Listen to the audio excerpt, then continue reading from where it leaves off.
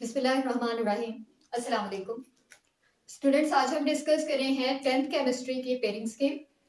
और ये pairing scheme Punjab के तमाम बोर्ड्स के लिए है, सिंध, केपी के या फिर बलोचिस्तान, इन सूबों के लिए ये पेयरिंग स्कीम नहीं है। ये सिर्फ और सिर्फ पंजाब के अंदर पाए जाने वाले तमाम बोर्ड्स के लिए पेयरिंग स्कीम है। और ये पेयरिंग स्कीम 2025 के लिए है। 2025 का जो आपका पेपर होना है उस पेपर के लिए है। अब इसके अंदर हम देख लेते हैं कि आपको पता है क्वेश्चन नंबर 1 आपका हमेशा एमसीक्यू का होता है।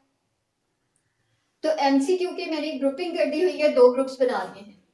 एक ग्रुप बना है आपका चैप्टर नंबर 9, 10, 13 और 15 से, और दूसरा बना है 11, 12, 14 और 16 से। ये जो ग्रुप नंबर 1 है जिसके अंदर चैप्टर नंबर 9, 10, 13 और 15 शामिल है, इन तमाम चैप्टर्स से आपको जो एमसीक्यू आएंगे वो होंगे 2 एमसीक्यू फ्रॉम ईच चैप्टर। इनमें से हर एक चैप्टर से आपको दो दो एमसीक्यू आएंगे, जबकि 11, 12, 14 और 16 इन तमाम चैप्टर्स में से जो आपको एमसीक्यू आएंगे वो हर एक चैप्टर में से एक एमसीक्यू आएगा। ठीक है। और एमसीक्यू की प्रिपरेशन के लिए ना आपने अपनी बुक्स के अंदर दी हुई एक्सरसाइजेस की एमसीक्यू, तमाम एमसीक्यू को अच्छी तरीके से याद करना है। इसके अलावा आपने याद करने हैं पास्ट पेपर्स के एमसीक्यू। आप कोई 10-12 पास्ट पेपर्स उठा लीजिएगा, और सिर्फ अपने बोर्ड के नहीं, कोई एक दो और बोर्ड्स के भी उठा लीजिएगा, और उन तमाम पेपर्स के एमसीक्यू को आपने सॉल्व करना है। तो 12 एमसीक्यू आपको आएंगे कि देख लेंगे, तकरीबन 4 चैप्टर्स हैं जिनमें से 2 एमसीक्यू आ रहे हैं, 8 के हो जाएंगे, और बाकी के 4 चैप्टर में से एक एक, तो 8 और 4 12 एमसीक्यू आपको आएंगे, और 12 के 12 एमसीक्यू आपने सॉल्व करने होंगे। सही है।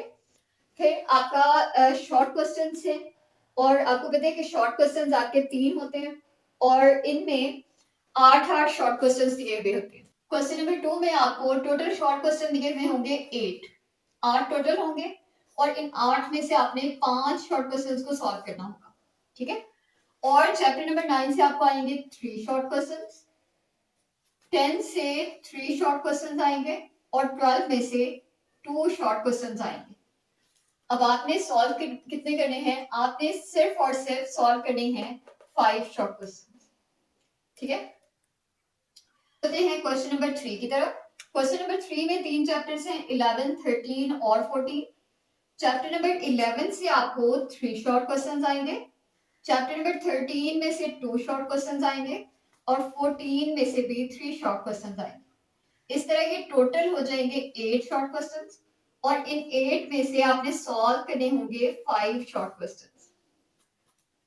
फिर आपका क्वेश्चन नंबर 4 है, इसके अंदर भी शॉर्ट क्वेश्चंस होंगे, और ये है चैप्टर नंबर 15 और 16 में से।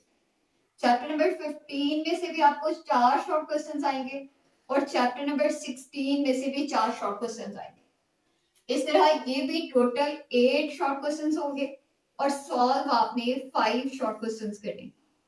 सही है। अब ना अगर यहाँ से शॉर्ट क्वेश्चंस को आप देखें तो वो तो आपने ठीक है 5-5 सॉल्व करने हैं, लेकिन इस दफा जो आपकी पेयरिंग स्कीम है ना उसके अंदर चैप्टर नंबर 9 से और चैप्टर नंबर 15, इन दोनों चैप्टर्स में से ना आपको लॉन्ग क्वेश्चन नहीं आया। ये दोनों चैप्टर्स आपने सिर्फ एमसीक्यू के लिए और शॉर्ट क्वेश्चंस के लिए प्रिपेयर करने। एमसीक्यू के लिए मैंने आपको बताया कि आप एक्सरसाइजेस के अंदर दिए हुए एमसीक्यू याद करें, और पास्ट पेपर्स के एमसीक्यू याद करें, और शॉर्ट क्वेश्चंस भी आपने चैप्टर के अंदर से भी, यानी इंटरनल भी आ सकते हैं आपको, और एक्सरसाइज से भी आएंगे। तो आपने कंप्लीट चैप्टर्स को अच्छी तरीके से याद करना है। फिर हम लॉन्ग क्वेश्चंस की तरफ चलते हैं। लॉन्ग क्वेश्चंस के आपको पता है कि ए और बी पार्ट्स होते हैं। तो क्वेश्चन नंबर 5 का क्वेश्चन नंबर 5 आपको आएगा चैप्टर नंबर 10 और 11 में से। अब देखें चैप्टर नंबर 10 आपका जो है ना ये है एसिड्स, बेसिस और सॉल्ट्स वाला चैप्टर। नॉर्मली ना बच्चों को ये चैप्टर थोड़ा मुश्किल लगता है। अब उसके लिए ये है कि आपको ना 3 पेयर्स दिए हुए होंगे, आपने 2 सॉल्व करने हैं। तो अगर आप बाकी के दोनों पेयर्स को बहुत अच्छी तरह प्रिपेयर कर लें, मैं रिपीट कर रही हूँ कि आप बाकी के दोनों पेयर्स को बहुत अच्छी तरह प्रिपेयर करें, इनका एक भी क्वेश्चन, एक भी टॉपिक आप स्किप ना करें, तो फिर चाहे आप इस पेयर को टच ना करें। और चैप्टर नंबर 11 जो है ना ये आसान चैप्टर है। इसके अंदर आपको ऑर्गेनिक केमिस्ट्री का इंट्रोडक्शन दिया हुआ है। फिर आपका सेकंड जो क्वेश्चन है, क्वेश्चन नंबर 6, ये आपको आएगा चैप्टर नंबर 12 और 13 में से। अब जो चैप्टर नंबर 13 है, ये तो आपका बायोकेमिस्ट्री का चैप्टर है, जिसके अंदर लिपिड्स, प्रोटीन्स, कार्बोहाइड्रेट्स वगैरह की बात हुई है, ये वो वाला चैप्टर है। और चैप्टर नंबर 12 आपका जो है ना, ये अल्कीन्स, एल्केन्स, एल्काइंस वाला चैप्टर है। अब इस पेयर को भी अगर आप थोड़ा सा गौर करें तो ये अल्कीन्स, एल्केन्स, एल्काइंस वाला जो चैप्टर है, ये तो है रिएक्शंस वाला चैप्टर, ठीक है। और रिएक्शंस वाला चैप्टर तो है, लेकिन ये काफी आसान चैप्टर है। अगर आप थोड़ी सी ट्रिक याद रखें ना, ट्रिक ये है कि जब अल्कीन्स के जो आप रिएक्शंस पढ़ेंगे वो अल्केन्स की प्रिपरेशन होगी, और अल्काइंस के जो आप रिएक्शंस पढ़ेंगे वो अल्कीन्स की प्रिपरेशन होगी। तो यानी कि आप ना उनको थोड़ा सा रिएक्शंस को गौर करें, और फिर गौर करके ये देख लें कि कौन सा रिएक्शन बहुत सारे ऐसे हैं जो रिपीट हो रहे हैं, एक टॉपिक के अंदर भी आएंगे और दूसरे टॉपिक के अंदर भी आएंगे। तो आप उस चैप्टर के अंदर से कुछ ऐसे रिएक्शंस जो कि दोनों टॉपिक्स के अंदर आ रहे हैं, कॉमन है, उनको मार्क करें और उन रिएक्शंस को अच्छी तरीके से याद करें। और ये याद रखिए कि ये किस चीज के रिएक्शंस में आएगा और किस चीज के प्रिपरेशन में आएगा। सही है, ये रिएक्शंस वाला थोड़ा सा बच्चों को नॉर्मली टफ लगता है, लेकिन इस चैप्टर में से आपको uses of alkenes, alkanes, alkynes, ये भी क्वेश्चन पूछा जा सकता है लॉन्ग क्वेश्चन के लिए। इस पार्ट को भी आप अच्छे तरीके से याद कर लीजिएगा। तो इस चैप्टर को भी आपने कंप्लीटली अच्छे तरीके से याद करना है। अब जो आपके लास्ट पेयर है वो है चैप्टर नंबर 16 और 14 से। चैप्टर नंबर 16 तो आपका है केमिकल इंडस्ट्रीज का चैप्टर। केमिकल इंडस्ट्रीज इंतहाई आसान चैप्टर है, इसके अंदर कुछ भी नहीं है, इसके अंदर सिर्फ कहानियां हैं। एक कहानी आपने याद करनी है और उस कहानी को आपने एज इट इज लिख देना है।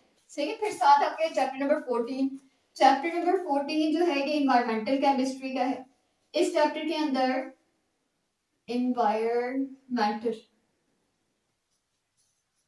इस चैप्टर के अंदर आपके पास दिया हुआ है ग्रीन हाउस इफेक्ट दिया हुआ है, ग्लोबल वार्मिंग दिया हुआ है, एसिड रेन दिया हुआ है। इंतहाई आसान चैप्टर है।